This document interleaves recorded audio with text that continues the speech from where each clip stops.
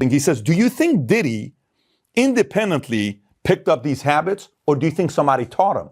And who taught him? He dropped two names of who he claims that taught Diddy these bad habits of what to do with boys. And he says Usher can stop it because there's something that and then he brought in, we talked Tupac, how the difference between him losing Tupac that cost him money versus the difference between Diddy losing Biggie, it made him money. And the feud and the stuff with Dre at the end, when Dre was going to get 50%, $60 million, how that whole arrangement worked out, and how the negotiation with Eazy-E, what he said about Eazy-E's feud with Dre. Well, all due respect to Puffy, you got to realize one thing. He didn't start off like that.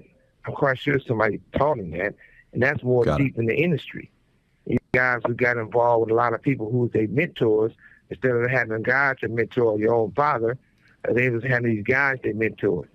And when that happens in the industry, it was done to them, they do to the next person. So I felt that Puffy was a regular, normal guy. And then when he started hanging with the guys in the industry, they did things to him. And then allegedly, he did things to Usher. It goes on and on. But we got to stop this pointing the finger at the person who gets caught with their hand in the cookie jar. Where did it start from? But see, people don't want to touch on those angles that they started being the major executives who run these labels. So you guys want to speak on the people who got thrown on the bus, the sacrifice lamb. He was their mentor. Who was Diddy's mentor? We know some of the big names. I'm just curious if you have any names. You don't seem like somebody. Well, for number one was Clyde Davis. And you got a situation. I didn't do anything to lose my company. I didn't do anything illegal to get my company taken away from me. They was able to commit fraud for my company, but it ends up to the hands of people who want to buy my company for $500 million, $700 million. I kept saying no, and then turn around, they can get block everybody and end up getting it for what, 20 or 30 million, which is crazy. If you add all that type of stuff up, and you'll see how the industry been built on the secret rooms. The people who don't participate in the secret room is the people who later on get burnt. The people who participate in those rooms, they continue to grow. Even when they get caught, they're not really caught. Because obviously, Puffy knew they was coming to the raid. The security wasn't there. He used to have like 4, 6 Muslim guys doing security. They wasn't there. A lot of people wasn't there. How do people know all these things? It wasn't just a coincidence, So it's easy to point the finger, but let's look at the whole thing, talk about some mentor. Who was Diddy's mentor?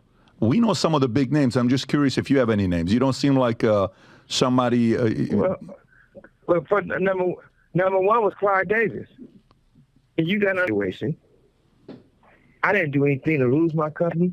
I didn't do anything illegal to get my company taken away from me. They was able to commit fraud for my company, but it ends up to the hands of people who want to buy my company for $500 million, $700 million. I kept saying no, and then turn around, they can get block everybody and end up getting it for what, 20 or 30 million, which is crazy. If you add all that type of stuff up, and you'll see how the industry been built on the secret rooms. The people who don't participate in the secret room is the people who later on get burnt. The people who participate in those rooms, they continue to grow. Even when they get caught, they're not really caught. Because obviously, Puffy knew they was coming to the raid. The security wasn't there. He used to have like 4, 6 Muslim guys doing security. They wasn't there. A lot of people wasn't there. How do people know all these things? It wasn't just a coincidence, So it's easy to point the finger, but let's look at the whole thing, talk about somewhere.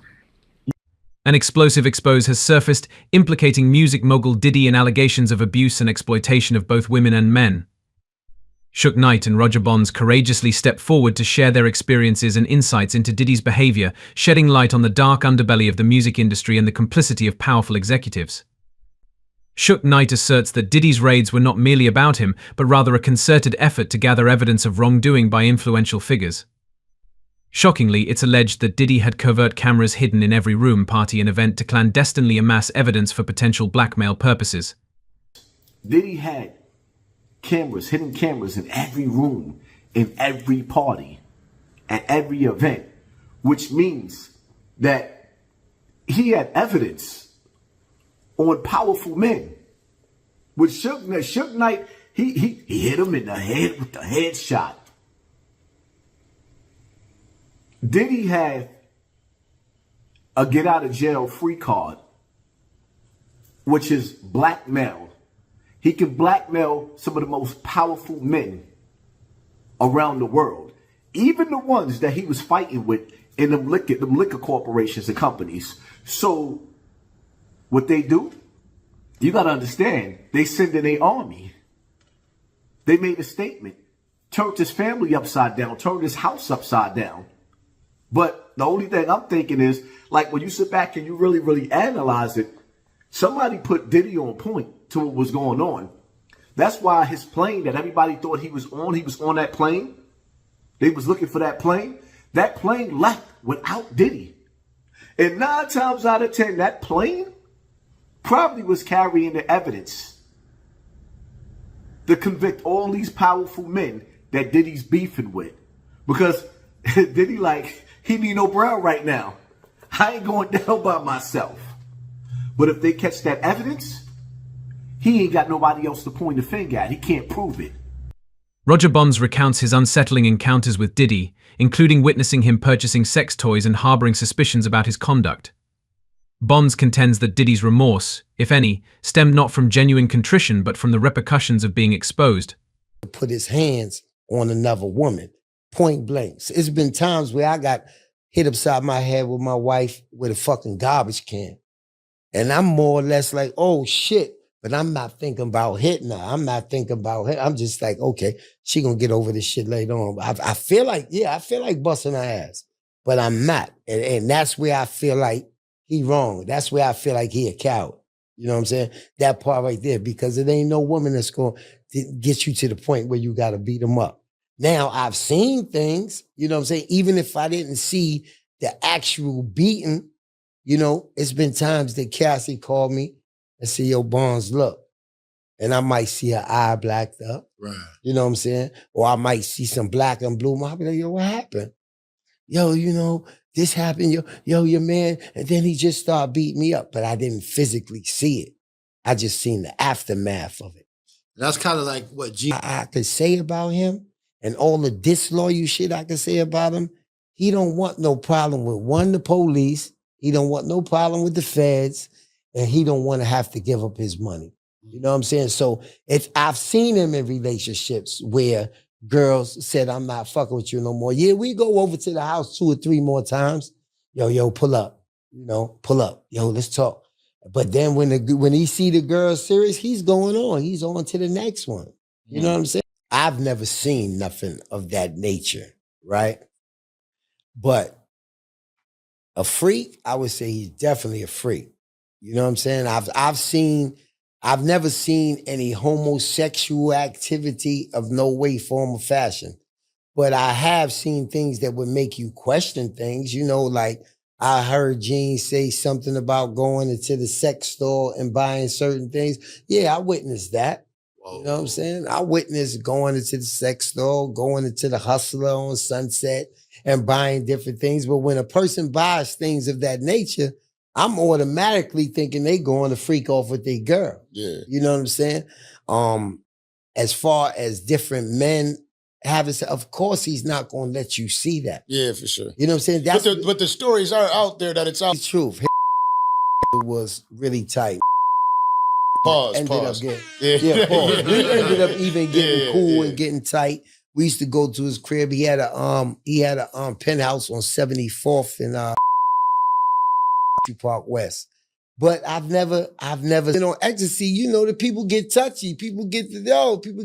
But I've never seen no. The dialogue delves into Diddy's purported mistreatment of women, including Cassie, and his alleged pattern of buying his way out of legal trouble. Moreover, Suge Knight suggests that high-profile figures like Usher and Justin Bieber may have also fallen victim to Diddy's alleged abuse. Allegations swirl that Diddy learned his predatory behavior from industry luminaries such as Clyde Davis, implicating a broader culture of exploitation within the music business. Is Diddy at a level of being untouchable where he's protected, or is Diddy a target that they'll eventually put all the blame on him and make sure they get away with it free? I mean, he's definitely gonna be the black motherfucker holding the bag. Because you gotta realize one thing: that boy's life is dangerous. And his life isn't. He's just not dangerous with the shit they said he was doing, but he's in danger. He know too much.